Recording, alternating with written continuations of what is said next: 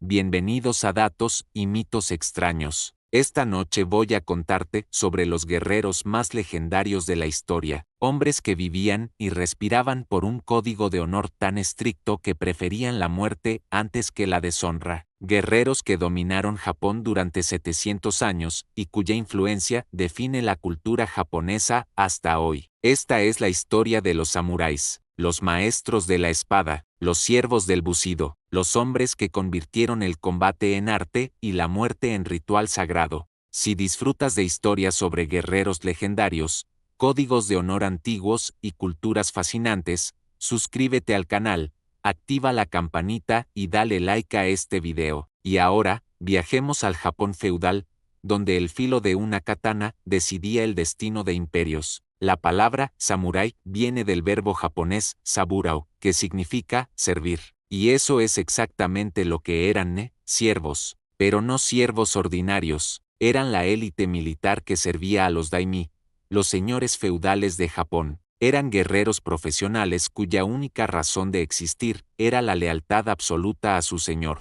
Los samuráis surgieron en el período Heian, alrededor del siglo IX después de Cristo. Japón estaba dividido en territorios controlados por familias nobles poderosas. Estas familias necesitaban protección militar, necesitaban hombres dispuestos a luchar y morir por ellos. Así nacieron los samuráis. Al principio, eran simplemente guerreros montados, arqueros a caballo que protegían las propiedades de sus señores. Pero con el tiempo, evolucionaron en algo mucho más complejo, una clase social completa, una cultura dentro de la cultura, un sistema de valores que definiría Japón durante siglos. El período que realmente estableció a los samuráis como clase dominante fue el período Kamakura, que comenzó en 1185. Minamoto no Yoritomo estableció el primer shogunato, un gobierno militar que gobernaría Japón en lugar del emperador. El emperador se convirtió en figura ceremonial. El verdadero poder estaba en manos del Shogun, el general supremo, y los samuráis eran su instrumento.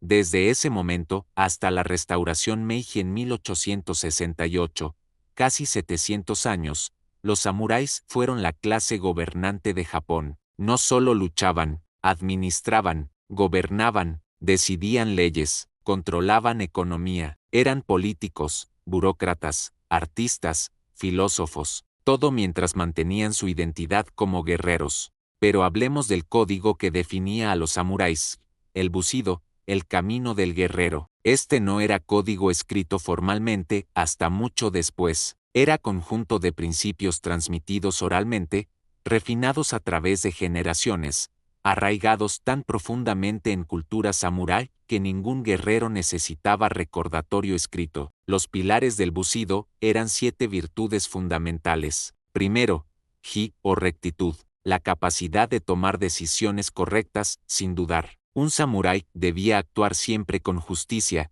incluso cuando era difícil, incluso cuando le costaba todo. Segundo, o coraje heroico, no la ausencia de miedo, sino la capacidad de actuar a pesar del miedo. Un samurái vivía peligrosamente, arriesgaba su vida constantemente, y lo hacía sin queja. Tercero, jin o compasión. Esto puede sorprender. Los samuráis eran guerreros brutales, sí, pero también se esperaba que mostraran compasión a los débiles, que protegieran a los inocentes, que usaran su poder con misericordia cuando era apropiado. Cuarto, rey o cortesía. Los modales impecables distinguían a un samurái de un simple matón. La forma correcta de hablar, de moverse, de comportarse en cada situación. La cortesía no era debilidad sino manifestación de control perfecto. Quinto, makoto o honestidad absoluta. Un samurái no mentía, su palabra era su vínculo más sagrado. Si decía que haría algo, lo haría o moriría en el intento. La mentira era deshonra peor que la muerte. Sexto, meyo o honor.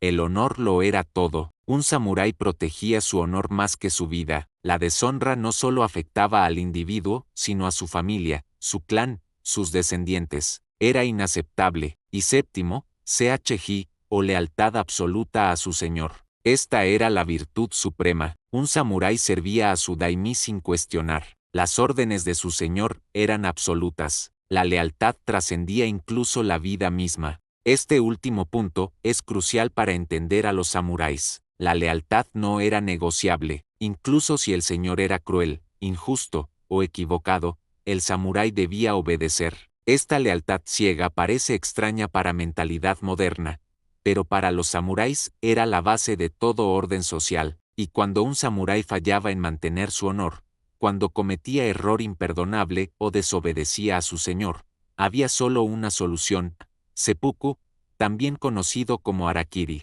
el suicidio ritual. El seppuku no era simple suicidio, era ceremonia elaborada con reglas estrictas. El samurái se vestiría con ropas blancas ceremoniales, se arrodillaría en posición formal, tomaría su tant, la daga corta, y se abriría el abdomen con corte horizontal de izquierda a derecha. Esto era extremadamente doloroso. El abdomen era considerado asiento del espíritu.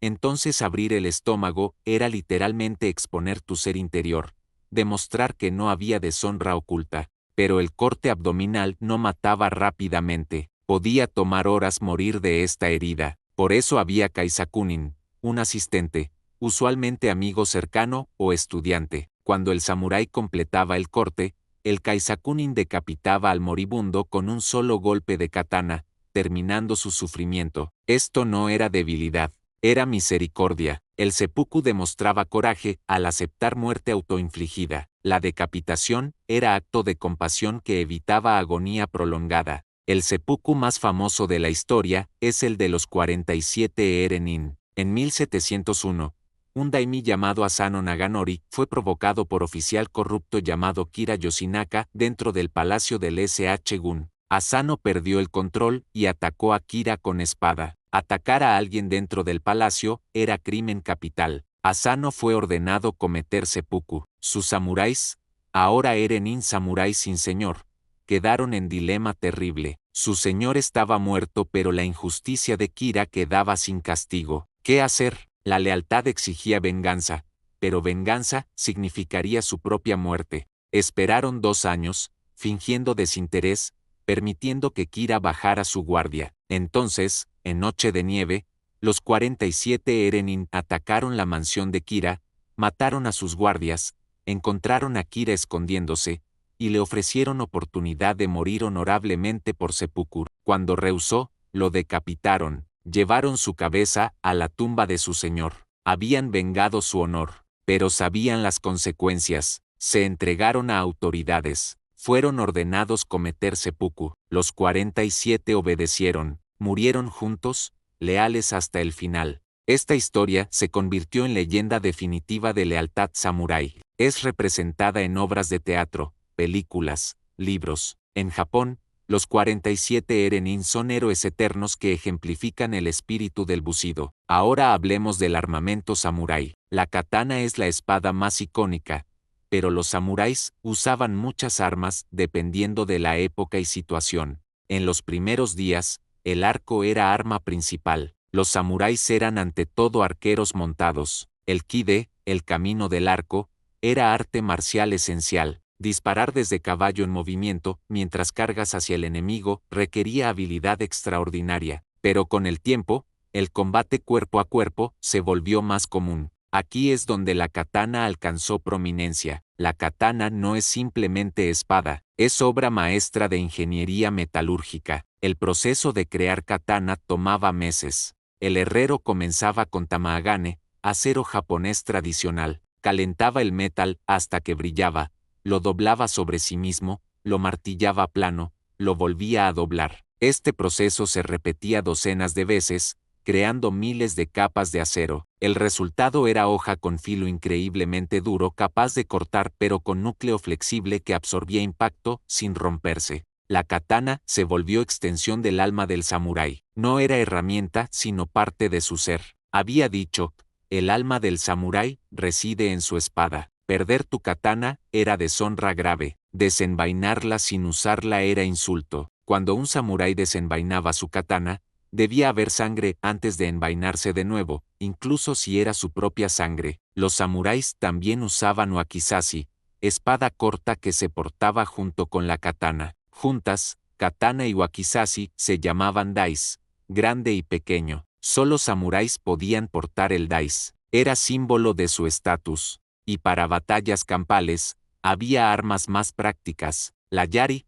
lanza larga, era extremadamente efectiva contra caballería y en formaciones. La naginata, alabarda con hoja curva, permitía alcance superior. El nodachi, espada masiva de 2 manos, podía cortar a través de armadura. Porque sí, los samuráis usaban armadura. La armadura samurái era obra de arte, hecha de placas de metal lacado atadas con cordones de seda.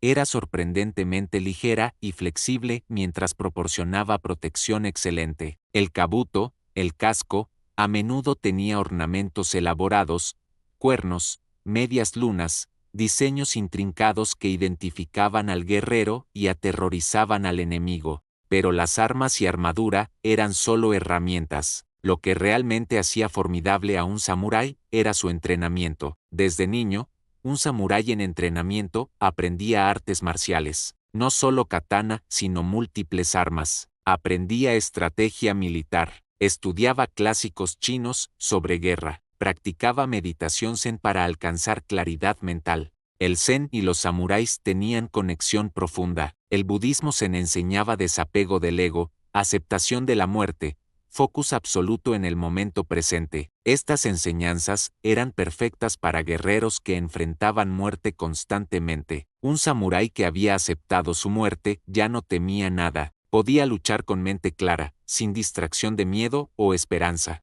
Había famoso dicho: el camino del samurái es encontrar la muerte. No significaba buscar muerte suicida, sino vivir cada momento como si fuera el último. Esta conciencia de mortalidad hacía a los samuráis completamente presentes, completamente vivos en cada instante. Los samuráis también eran artistas. Practicaban caligrafía, ceremonia del té, arreglo floral, poesía. Esto puede parecer contradictorio. ¿Guerreros brutales practicando artes delicadas? Pero para los samuráis no había contradicción. La maestría de la espada y la maestría del pincel requerían la misma disciplina, el mismo focus, la misma búsqueda de perfección. Muchos samuráis famosos eran poetas consumados. Escribían haikus antes de batalla, meditaciones sobre vida y muerte en 17 sílabas. Hay algo profundamente conmovedor en estos poemas escritos por hombres que sabían que podrían estar muertos al anochecer.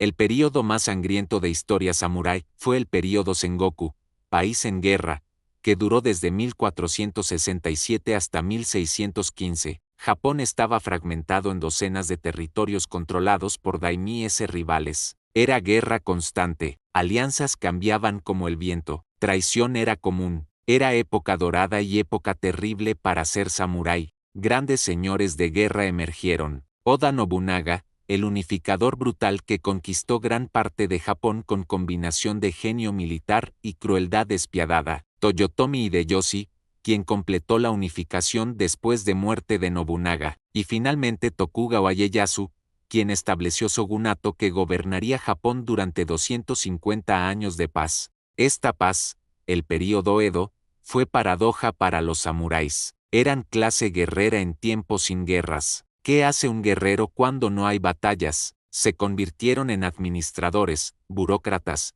maestros. Refinaron el bucido en código más filosófico. Escribieron tratados sobre estrategia y ética. El texto samurái más famoso es Hagakure, escrito por Yamamoto Tsunetomo a principios del 1700. Es colección de pensamientos sobre bucido, meditaciones sobre muerte, consejos sobre cómo vivir como samurái perfecto. Contiene línea famosa: he encontrado que el camino del samurái es la muerte. En situación con 2 opciones, elige rápidamente la que lleva a muerte. Suena mórbido, pero el significado es más profundo. No es que debas buscar muerte, sino que al aceptarla completamente, te liberas de miedo y puedes vivir plenamente. Pero toda era debe terminar.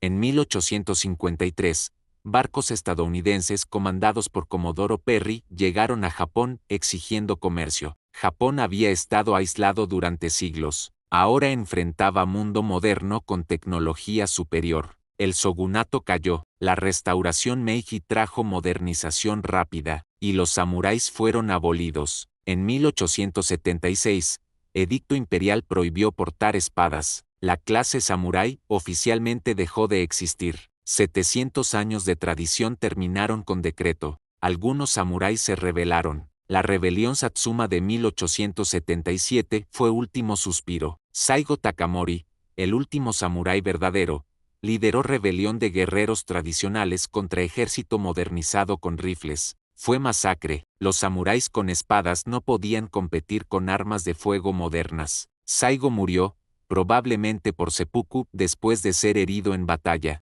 Fue fin romántico y trágico de era samurái, pero su legado sobrevive. Los valores del bushido todavía influencian cultura japonesa. Conceptos de honor, lealtad, deber resuenan en sociedad japonesa moderna. Las empresas japonesas valoran lealtad de empleados. Estudiantes japoneses aprenden disciplina y respeto. El espíritu samurái persiste, y en cultura popular mundial, los samuráis se han vuelto iconos. Películas como Los Siete Samuráis de Kurosawa, anime como Samurai Champloo, videojuegos como Ghost of Tsushima. Los samuráis capturan imaginación global porque representan algo que admiramos: maestría absoluta, código de honor inquebrantable, disposición de sacrificarlo todo por algo mayor que uno mismo. Entonces, cuando pienses en samuráis, no pienses solo en guerreros con espadas. Piensa en hombres que convirtieron cada aspecto de vida en arte, que vivían por código tan estricto que parece imposible para estándares modernos, que enfrentaban muerte con calma que nosotros apenas podemos imaginar. Los samuráis nos enseñan que maestría requiere dedicación total, que honor significa algo más que reputación, que lealtad es virtud que trasciende conveniencia personal, que la forma en que vives es más importante que cuánto tiempo vives. Buenas noches, y que el espíritu del bushido inspire tu camino.